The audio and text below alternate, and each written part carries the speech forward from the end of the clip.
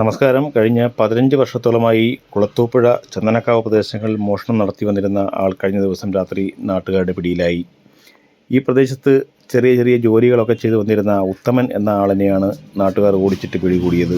നാട്ടുകാർ അദ്ദേഹത്തെ പിടികൂടിയ സമയത്ത് വെട്ടുകത്തി, പിച്ചാത്തി എന്നിങ്ങനെ ആയുധങ്ങളൊക്കെ തന്നെ കയ്യിലുണ്ടായിരുന്നു. തൻ്റെ പണിയായുധങ്ങളാണ് ഇതെന്നാണ് നാട്ടുകാരുടെ ഉത്തമൻ വെളിപ്പെടുത്തിയത്.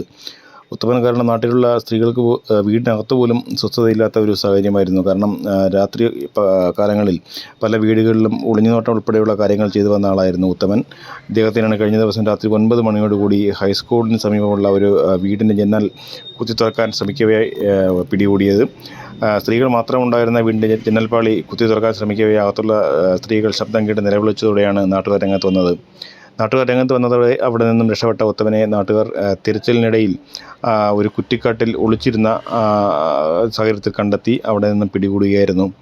കുളത്തൂപ്പുഴ ചന്ദനക്കാവിന് സമീപമാണ് ഉത്തമൻ താമസിച്ചു വന്നിരുന്നത്. എന്തായാലും കഴിഞ്ഞ ദിവസം ഉത്തമനെയും ഉത്തമൻ്റെ പണിയായുധങ്ങളും പോലീസ് കസ്റ്റഡിയിലെടുത്തു. ഈ അടുത്ത ദിവസമാണ് പ്രസിദ്ധ മോഷ്ടാവായ വെള്ളംകുടി ബാബുവിനെ ഏരൂർ പോലീസ് അറസ്റ്റ് ചെയ്തത്. എന്തായാലും കുളത്തൂപ്പുഴ, ചന്ദനക്കാവ്, ഏരൂർ പ്രദേശങ്ങളിൽ കള്ളന്മാരുടെ ശല്യം കൂടി വരുന്ന ഒരു സാഹചര്യമാണ് നിലവിലുള്ളത്. Reporter Vishnu Valekkattil, channel V.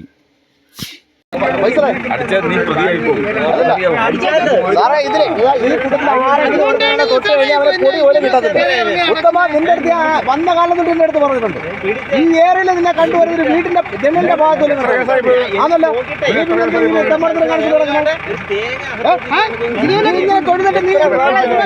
ഇന്നല്ലെങ്കിൽ നാളെ നീ ഇതിനകത്ത് ഇവിടെ എല്ലാം വന്നോണ്ടിരിക്കുക.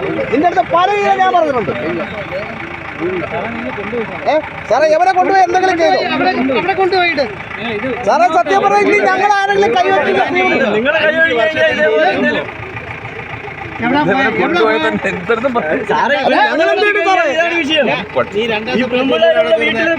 ഇങ്ങനെ ശല്യം കാണിച്ചു കഴിഞ്ഞാൽ നമ്മുടെ ആളുകൾ